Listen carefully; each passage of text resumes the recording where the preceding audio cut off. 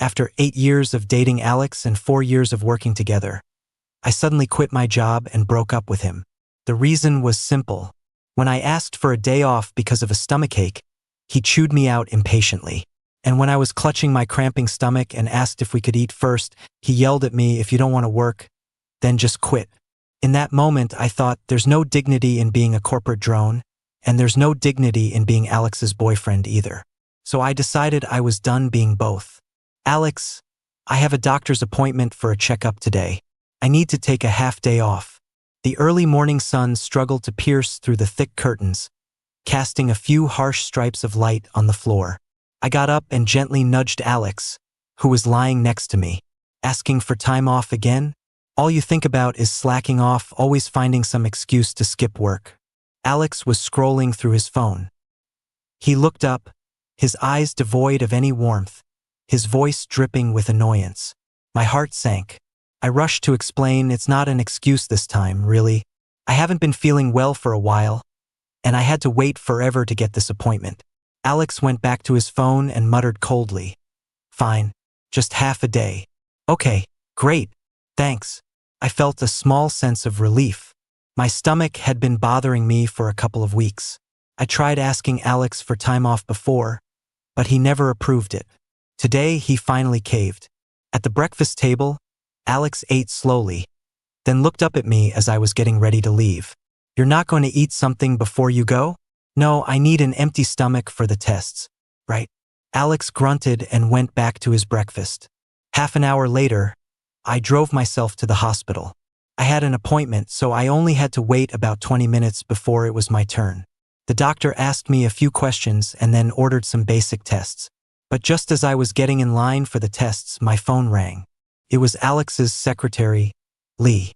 "Hey, Lee, what's up?" "Leo, you need to get back to the office right now. There's a huge problem with the documents your department submitted. Alex is furious and wants you back here immediately to handle it." Lee's voice was rushed and tense. My stomach dropped. Clutching my Q ticket, I said, "I'm at the hospital. It's finally my turn. Can it wait until I'm done with my checkup?" "No, Alex said you have to come back this instant, or you'll face the consequences." Lee cut me off and hung up. Panicked, I quickly called Alex. The line just beeped over and over. He wouldn't pick up. I stood in the hospital corridor, the surrounding noise fading into a dull roar. I was filled with a sense of helplessness and frustration. Finally, I clenched my jaw, turned around, and rushed back to the company. When I ran, out of breath, into the office and pushed open the conference room door, I found Alex laughing and chatting with a group of people. But the moment he saw me, the smile vanished from his face. Like a switch had been flipped, he suddenly grabbed a stack of papers and threw them at me. "There's a problem with this report. You're the department head. Don't you know how to review things?" I took the documents and glanced at them. It was a report I had assigned. But since it was a simple one, I had asked the deputy head, Mark, to review it. I looked up at Mark. He had been smiling just a moment ago, but now he was staring at the floor, avoiding my eyes. I sighed. "I'll have someone fix it right away. When my subordinates made a mistake, I usually took the fall. I want you to fix it personally." Alex was furious. I nodded. "Okay, got it. This is urgent. Get it done now." Alex's voice boomed again. "Okay." I pulled the door open and walked out, my stomach churning. I hadn't eaten anything since morning, and the frantic rush back to the office was taking its toll. Fighting back the nausea, I went to my desk and started working on the report. Around noon, clutching my cramping stomach, I brought the revised report to Alex. Without a word, Alex took it, then tossed a new file at me. "This one has problems too. Fix it now." I clutched my stomach and asked quietly, "Can I get lunch first? I've been fasting since this morning for my checkup." Alex frowned, his gaze as cold as ice. "The report has this many issues and you have the nerve to think about food? If you don't have it on my desk by 2 p.m., you can just quit." His words stabbed me like a knife. In that instant, a wave of hurt, anger, and exhaustion washed over me. I took a deep breath and thought, there's no dignity in being a corporate drone, and there's no dignity in being Alex's boyfriend either. so I decided I was done being both. I looked up, met his eyes, and said word by word, "Fine. Quit." After saying it, I suddenly felt a huge weight lift off my chest. Alex frowned but quickly regained his composure. "Fine. Go write your resignation letter. I'll approve it immediately." "Okay." I nodded, turned around, and went to my desk to type up my resignation. My fingers moved mechanically across the keyboard. The past flashed before my eyes like a movie montage. Alex was my senior in college, my lover, and my boss. We had known each other for 8 years and been together for 7. During my first year of grad school, the university hosted an industry networking event, and I was one of the student representatives. Alex was invited as a special guest, an outstanding alumnus, to share his experience. He was wearing a simple white shirt and dark trousers, standing tall, looking composed and calm. Every move he made radiated a mature charm that instantly caught my eye. After the event, I was assigned to see him off. On the way, he suddenly asked about my future plans. I poured out all my thoughts, from academic goals to dream jobs, holding nothing back. Alex listened intently, occasionally offering professional advice. His insights were unique and profound, which made me like him even more. As we said goodbye, he smiled and said, "You're full of ideas and energy. I really enjoyed our chat. Would you mind if I got your number?" "Thank you for the compliment," I said, my face turning red as I gave him my contact info. To my surprise, he actually asked me out a few days later. At first, we just talked about our professional field, but soon we were talking about our personal lives. He even took me to play basketball a few times. From then on, we saw more and more of each other. Alex was 3 years older than me. His rich experience and mature way of handling things always helped guide me when I was lost. I loved spending time with him, listening to his funny stories from work and his thoughts on life. And it seemed my sunny disposition and energy were infectious. Alex once said that being with me made him feel like he was back in his own passionate, youthful days. Then one time we went to watch the sunrise together. As we stood on the mountaintop waiting for the dawn to break, Alex suddenly took my hand. I looked at him, stunned, and heard him say, "I can tell you're gay too, right? I like you, Leo. Do you like me?" In that moment, my heart pounded like a drum. The wind howled on the mountain, and the love in my heart grew wild in the wind. After that, we made it official. Alex's parents had divorced long ago, and he lived with his dad. After his dad remarried and had another child, Alex had been living on his own. As for me, I was an only child, but my parents adored me. They knew about my sexuality and respected my choices. After I graduated, I smoothly brought Alex home to meet my family. We later signed a partnership agreement and moved in together. Back then, I was filled with joy, thinking we would be happy like this forever, until Alex brought me into his company. Before he even graduated, Alex had started a law firm with his classmates. Later, through his own talent, he became one of the firm's 3 major partners. The year I graduated, I didn't actually want to go into law. In college, I had fallen in love with photography. My biggest dream was to open my own photo studio. But after I started dating Alex, both my family and he persuaded me to join his firm. Alex said he couldn't handle the workload at the firm alone and asked me to come help him, and so I agreed. At the company, he never told anyone about our relationship. At first, everything at work went smoothly, and Alex was very understanding. If there was something I didn't know, he would patiently teach me at home. But as time went on, everything changed. Alex started to think I wasn't competent enough. He wouldn't assign me any help, claiming it was to train me. Doing the work of 3 people, I constantly felt overwhelmed. Countless nights, I stayed late in the office by myself, staring at mountains of files, my eyes sore and my fingers numb, just to meet Alex's standards. But no matter how hard I worked, Alex was never satisfied. He was always nitpicking my work, blowing up the tiniest flaw. The office sycophants, noticing Alex's attitude towards me, started to step on me to climb up. My situation at the company became increasingly difficult. Not only was the workload crushing, but I was also frequently targeted and isolated by my colleagues. One year at the company retreat, Alex, as one of the three main partners, was naturally the center of attention. But that day, I was in a bad mood after being ostracized. I told him about it in private, but he was completely indifferent and said I was overthinking things. Later, he even berated me in front of everyone. "Leo, why are you always so antisocial? It's a company retreat, and you're just hiding in a corner not talking to anyone. People who don't know better would think we're all bullying you. If you don't want to work here, then just leave." That was the first time he'd used such a harsh tone to tell me to leave the company. But I endured it back then.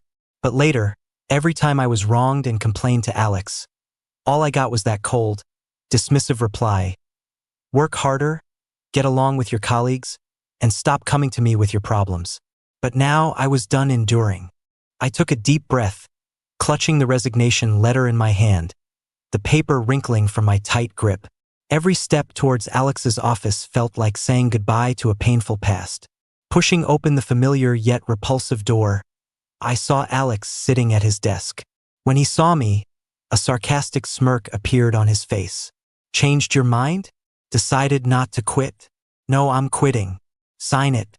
Alex froze for a second, his expression turning annoyed and cold. "Fine. Just don't regret it." As he spoke, he snatched the letter from my hand. He signed his name with a heavy stroke, the pen tip tearing through the paper as if to vent his frustration. After signing, he threw the document back at me and warned coldly, "Make sure you hand over your work properly. If you screw it up, you can forget about your year-end bonus." I bit my lower lip hard, tasting a hint of metal, and fought back the tears that were about to fall. Without a word, I walked out. Back at my desk, I started the handover process. I spent the whole afternoon making sure everything was in order.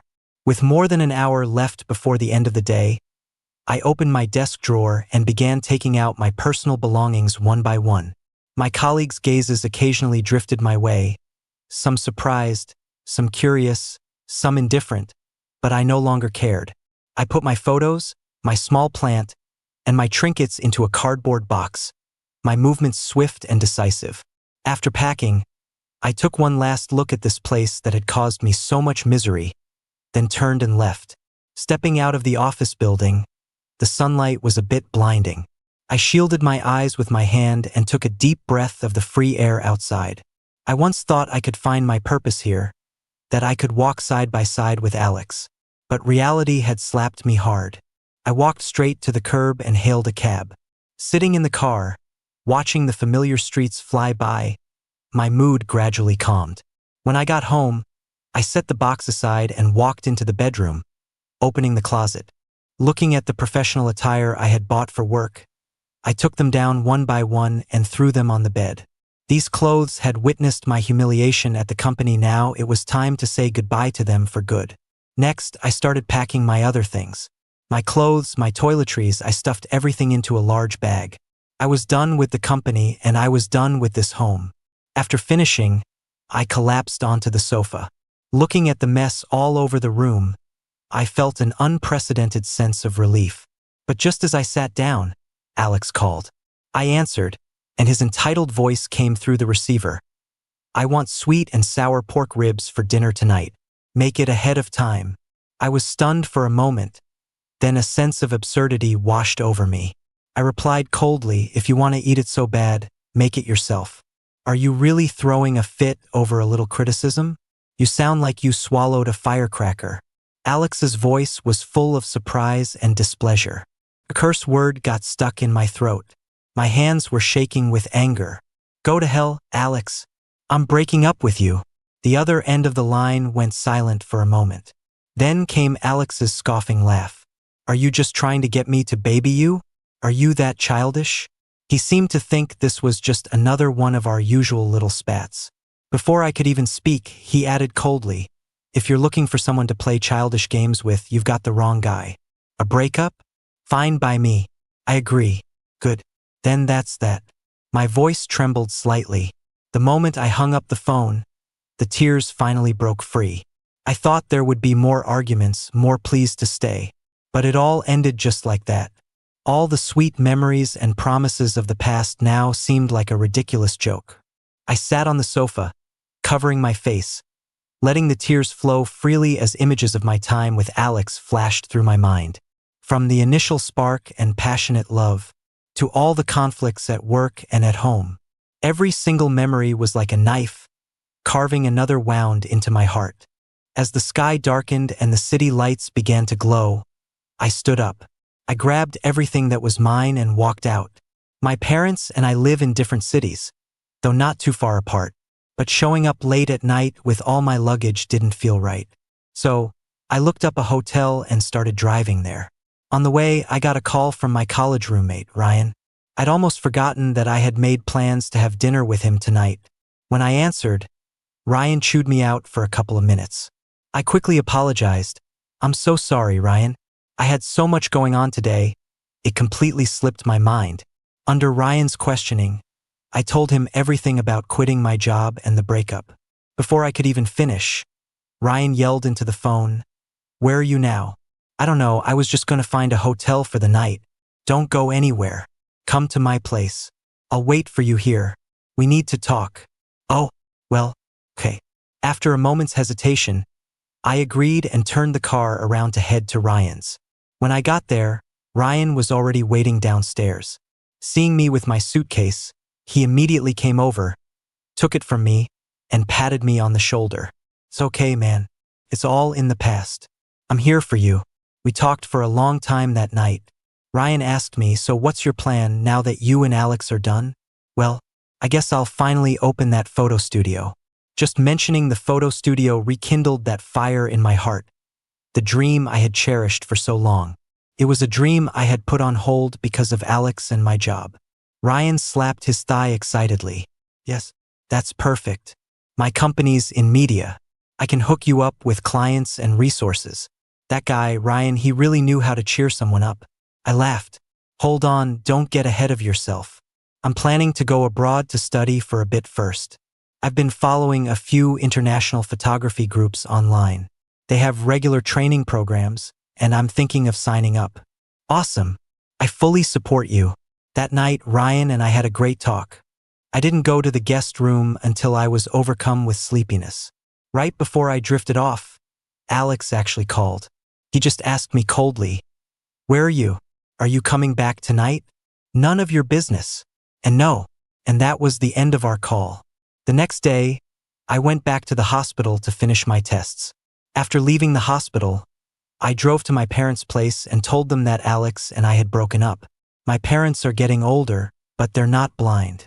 They had seen the changes in my relationship with Alex over the years. So when I told them we'd split, they didn't say much.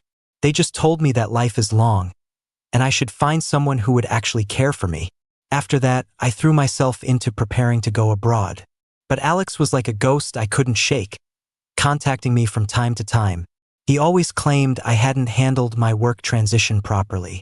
On the 5th day after I got back home, while I was having dinner with my parents, Alex called again. He started laying into me the moment I answered. "Leo, your handover was a complete mess. Do you have any idea how much trouble you've caused the firm?" Alex's furious voice burst through the phone. I just found it laughable, and the long-suppressed emotions inside me ignited.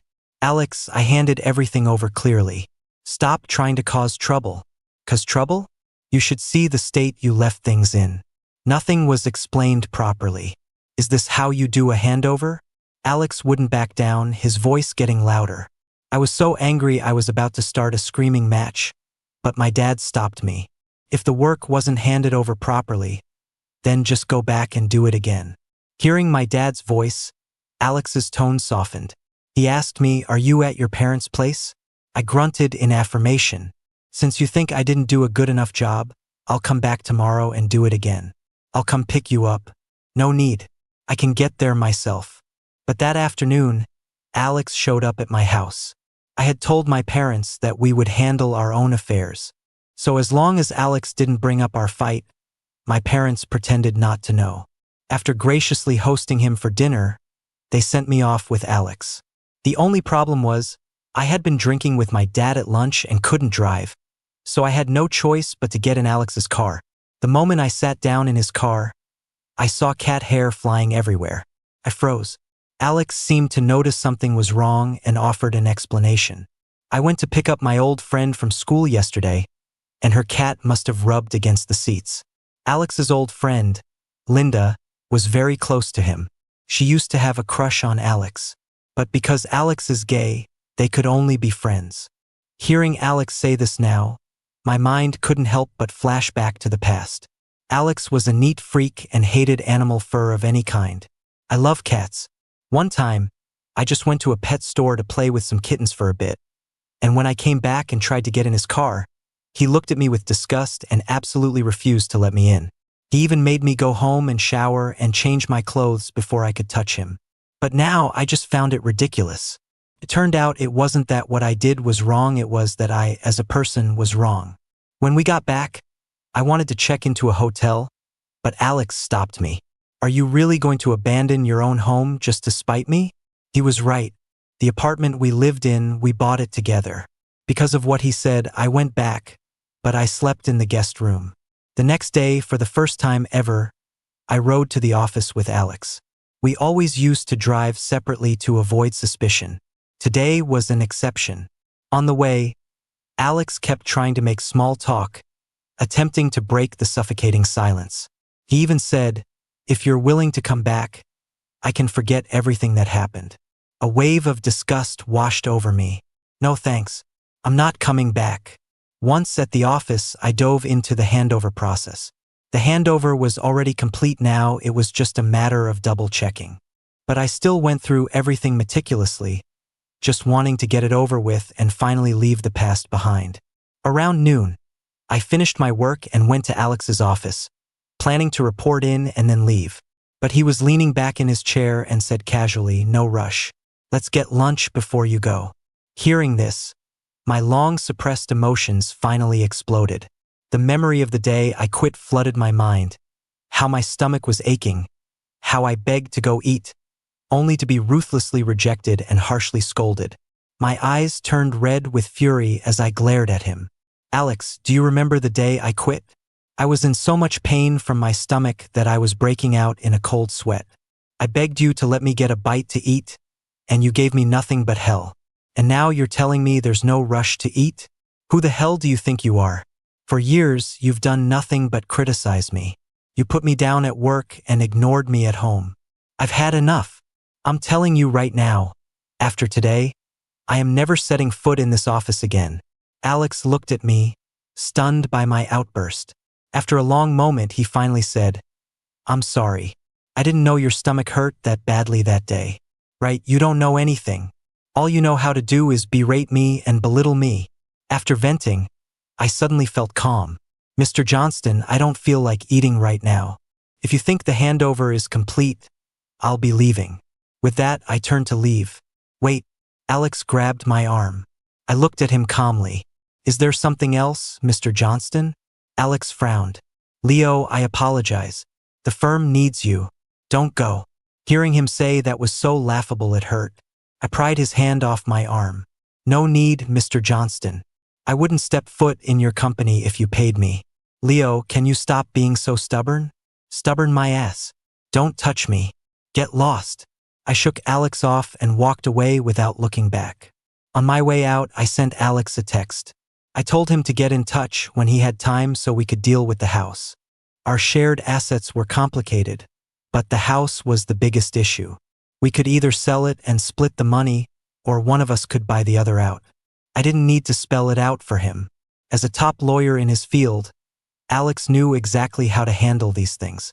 After that, I got busy contacting photography clubs abroad, arranging my visa, and planning my studies. I rarely thought about Alex. He called occasionally during that time, but I never answered. I had hired a lawyer and handed over the whole house situation to him. A few days later, my lawyer called, sounding completely exasperated. "Mr. Lee, Mr. Johnston is being extremely difficult. He refuses to sell the property, has made it clear he does not want to separate, and is strongly insisting on meeting with you in person." I thought for a moment, then nodded. "Okay, I understand. I'll arrange to meet with him. If this wasn't resolved, Alex and I would be tangled up forever." The next day, I arranged to meet Alex. I chose a coffee shop we both knew well. Alex was right on time. The moment he walked in, his eyes locked onto me, and he walked over quickly. As he got closer, I could see how exhausted he looked. How have you been? Alex sat down across from me, looking a little awkward. Pretty good. The air grew thick with silence. He cleared his throat. I was wrong before. I shouldn't have talked to you like that. I guess the pressure at work got to me, and I lost control of my emotions. I'm sorry. I forced a smile. You don't have to say all that. We broke up. Let's just talk about the house. Alex's brow furrowed. Stop this. Let's just pretend the breakup never happened. I don't agree to it. I couldn't help but let out a cold laugh, looking straight at him. Alex, have you forgotten? You're the one who agreed to the breakup. Don't you think it's ridiculous to be saying this now? Alex's eyes instantly darkened. I was just angry. Why are you taking it so seriously? Angry? My voice rose. His attitude was fanning the flames of my anger. For all these years, you've done nothing but criticize me at the office and ignore me at home. I put up with it time and time again, and for what? For your accusations and indifference to get worse and worse. I shot up from my seat. I've had enough. It's not up to you whether we break up or not. Alex stood up too. Leo, don't be so childish. I admit I haven't been perfect, but I will not agree to a breakup. Ha! I don't need your agreement to break up with you. I met his gaze, refusing to back down. Alex, I don't want to make this ugly. Make a decision about the house soon so we can go our separate ways peacefully. With that, I turned to leave. But Alex grabbed me, his hands gripping my shoulders tightly. His bloodshot eyes stared at me as if trying to see right through me. I'm telling you, Leo, I do not agree to this breakup. That house is our home. Don't you dare try to destroy our home. I shoved him off me. Alex, stop fooling yourself. This home was destroyed a long time ago. That house doesn't mean anything anymore. Impossible. I won't let our home fall apart. If you just come back, we can start all over again. Alex held on to me, his eyes filled with a desperate obsession. I didn't want to argue with him anymore. I pushed him away forcefully. Alex, I already gave you chances, but you disappointed me time and time again. I hope by the time I get back, you'll have figured out what to do with the house.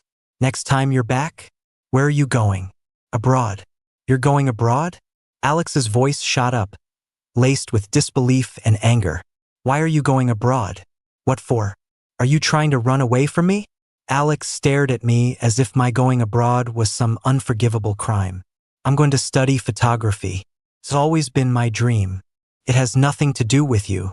With that, I quickly walked past him and headed for the door. Leo, you can't go. Leo, come back. I disappeared into the crowd, ignoring him, leaving him behind. The next day, without a second thought, I boarded a flight to another country. Once I was there, I threw myself completely into my photography studies. Everything was new and exciting. The rich curriculum, the diverse culture, and the like-minded friends from all over the world made my days full and satisfying. However, Alex was like a ghost I couldn't shake. After I got a new SIM card, he started frantically contacting everyone I knew. He even called Ryan. But Ryan, who was usually so mild-mannered, apparently gave him a piece of his mind over the phone. Even so, Alex didn't give up. He called my parents several times. Luckily, I had given them a heads up. Although they were worried, they respected my decision and just told Alex they didn't know where I was. Time flew, and my 6 months of study passed in a flash. During that time, I made significant progress in my photography and gradually emerged from the shadows of my past. I hadn't heard from Alex in a long time and thought he had finally given up. But I never expected that when I returned to my apartment one day, I would see a familiar yet strange figure at my door. It was Alex. He was unshaven and his hair was a mess. He had lost a lot of weight and looked completely haggard. The moment he saw me, his eyes instantly turned red. His lips trembled slightly, as if he wanted to say something but was too choked up to speak. The once dashing, hypercritical man now looked like he'd had all the life drained out of him. Seeing me, Alex immediately straightened up and walked quickly towards me. Leo, I finally found you. Leo, He suddenly pulled me into a hug, his voice hoarse, filled with exhaustion and hurt. Leo, come home with me. Alex, let go. Let go of me. No, if I let go, you'll leave. Alex held on to me stubbornly. I struggled, but it was no use. I gave up. Alex, do you really think saying come home with me can erase everything that happened? I love cats, you hate them. To please you, I never dared to get a cat. I could only get my fix at pet stores. But even then, you'd complain that I had cat hair on me, that I stank.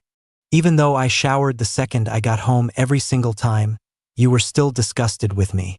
So why is it that when your friend Linda brought her cat into your passenger seat, you didn't say a single word of complaint? Alex's grip on my arm suddenly loosened. I seized the opportunity and pushed him away. You know what? This past half year abroad has been the happiest time of my life. Here, no matter how badly I screw up, no one calls me stupid. You're brilliant, I get it. A PhD from overseas, the backbone of the firm, a legal genius in the eyes of your clients. But what does any of that have to do with me? Not only did I not get any of the benefits, I had to walk on eggshells and cater to your every mood. I did all the work of a corporate slave and served as your emotional punching bag. I even got chewed out by you for needing a day off when my stomach was in knots. Alex, do you really think a relationship like ours can be salvaged? Alex looked at me, stammering, Leo, I'm sorry. I'll change, I promise. You'll change? But I don't care anymore. Now, whenever I think about the contempt, the eye rolls, and the way you ignored me, I just want to strangle you. So, stop harassing me and don't force me to get physical with you. I'm sorry. I know I was wrong. Leo, give me a chance. Can we please start over? I laughed coldly. We can't go back. Alex, just go. But Alex just stared at me stubbornly, his eyes red. I sighed. Alex, you're surrounded by young interns and subordinates who would kill to bring you coffee and get on your good side. I'm almost 30. I'm done being your free-for-all handyman. I can't waste any more of my life on you. I'm begging you, do me a favor and let me go. Okay? No. Leo, no.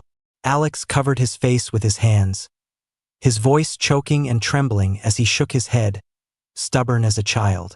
Tears streamed down my own face. It's been 8 years, Alex. We've been in love for almost 8 years. But we can't go on. Don't you understand? After saying that, I walked away without looking back. Later, standing at my apartment window, I saw Alex sitting on the ground, his head buried in his arms, his public image completely forgotten. I could see his shoulders shaking violently. I thought that after this, he would finally back off. But to my surprise, he soon launched an almost manic campaign to win me back. He started asking around to find out details about my life abroad, learning about my preferences and needs. When he found out I needed some special equipment for my photography studies, he used his connections and spared no expense to buy it from all over the world, then secretly had it sent to my place. He also started sending me regular emails. The tone was no longer demanding but filled with long, emotional letters of apology. In them, he reminisced about our past, picking up all the beautiful moments one by one, his words filled with regret and longing. He said he had started trying to raise a cat, just to understand my interests and feel what I once felt. Later, I returned to my home country and opened a photography studio. When Alex heard about it, he resigned from some of his duties at the firm and moved to a place not far from me. He started learning to cook, making all the dishes I used to love. Every time, he would pack the food, bring it carefully to my studio door, and then leave quietly, leaving only a note filled with caring words. On my birthday, I received a very special work from Alex. It was a photograph set against the backdrop of a place we had once visited together. The warmth and love in the picture brought tears to my eyes instantly. I later found out that Alex had spent countless days and nights traveling to different locations to shoot and meticulously create it. He hoped to use this to evoke my memories of our happy times together. But we could never go back. One drizzly afternoon, I was in my studio organizing recent photos when I heard a soft knock on the door. Thinking it was a client, I said come in without looking up. The door opened slowly, bringing in a waft of damp air. I instinctively looked up and saw Alex. He was holding a black umbrella, his hair and shoulders dotted with raindrops, and in his hand was an exquisite food container. Seeing me look at him, he flinched slightly, a flicker of nervousness and hope in his eyes. Then he forced a smile. I made your favorite red bean pastries. I thought you might like them." I looked at him, a mess of conflicting emotions, and for a moment, I didn't know how to respond. Once, a scene like this was all I ever wanted. But now, the past hurts made it impossible for me to easily accept his kindness. I was silent for a moment before speaking. "Alex, I told you we can't go back. Please don't do this anymore." The smile froze on Alex's face. His hand trembled slightly as he placed the container on a nearby table. "Leo, I know I was horribly wrong. For so long now, I've been reflecting on myself. I've been learning to understand your interests, to feel what you feel. I've really changed. Please just give me one more chance. Okay?" His voice was pleading, his eyes full of earnestness. I looked at him and felt a pang of pity, but my head told me I couldn't give in. "Alex, not all mistakes can be forgiven, and not all relationships can start over. In the past 8 years, I lost so much in this relationship. I'm tired, Alex. I'm just so tired." Alex looked like all the strength had been drained from him. He slowly sat down in a nearby chair and covered his face with his hands. After a long while, he finally looked up, his eyes filled with pain and despair. "Leo, I really can't live without you.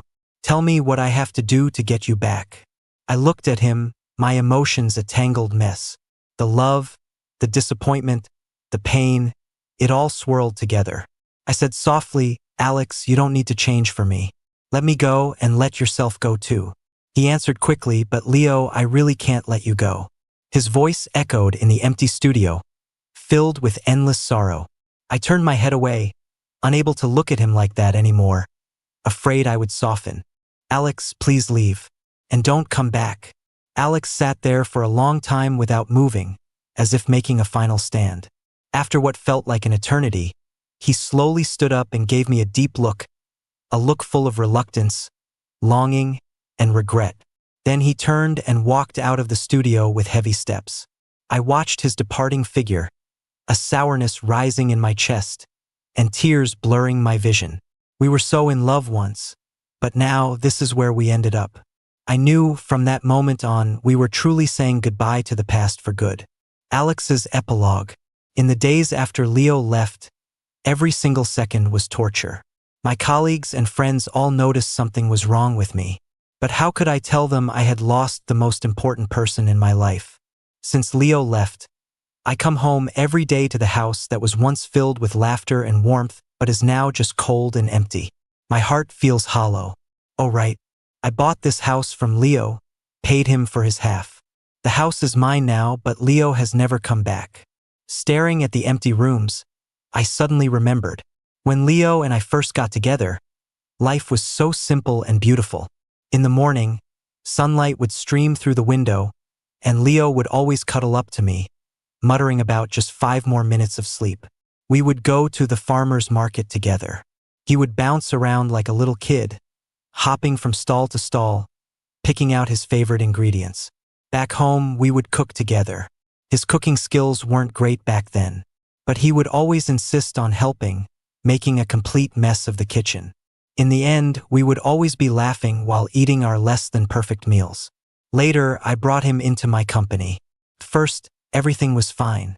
I was so excited about the idea of us working together, building our future. But slowly, the pressure of work made me more and more irritable. I started to nitpick everything he did, forgetting that he also needed encouragement and support. On countless late nights at the office, I ignored his exhausted figure, only blaming him for not doing well enough. One time, he made a mistake at work and a client complained. I didn't comfort him. Instead, I blew up at him in front of the whole office. Thinking about it now, I can only imagine how hurt he must have been. Another time, he prepared a special dinner for our anniversary, but I stood him up because of a last-minute work meeting. When I finally got home, I was met with a table of cold food. The look of disappointment in his eyes is still burned into my memory. Years after Leo and I broke up, it was just as he said, Many people tried to get close to me. Young interns at the firm were always finding excuses to chat me up.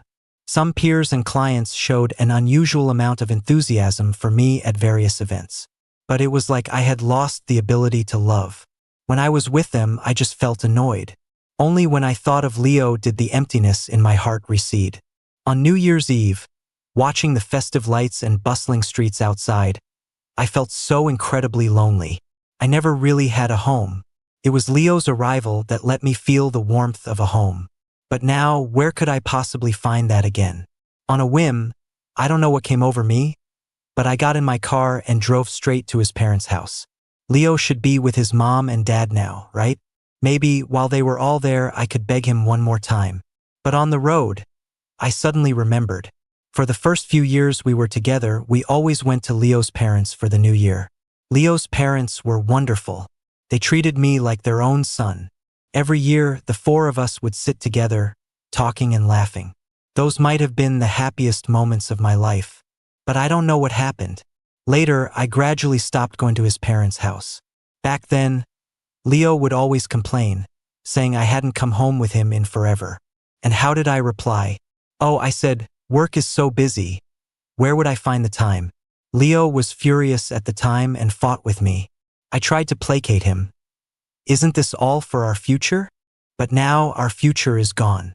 When I got to the street below Leo's parents' apartment, I waited for a long time, not daring to go up. I waited until nightfall, when I finally saw Leo and his parents leaving the building. But there was another person with them. I recognized him. His name was Logan. He was the brother of one of Leo's close female clients. When she introduced her brother to Leo, I had actually looked him up.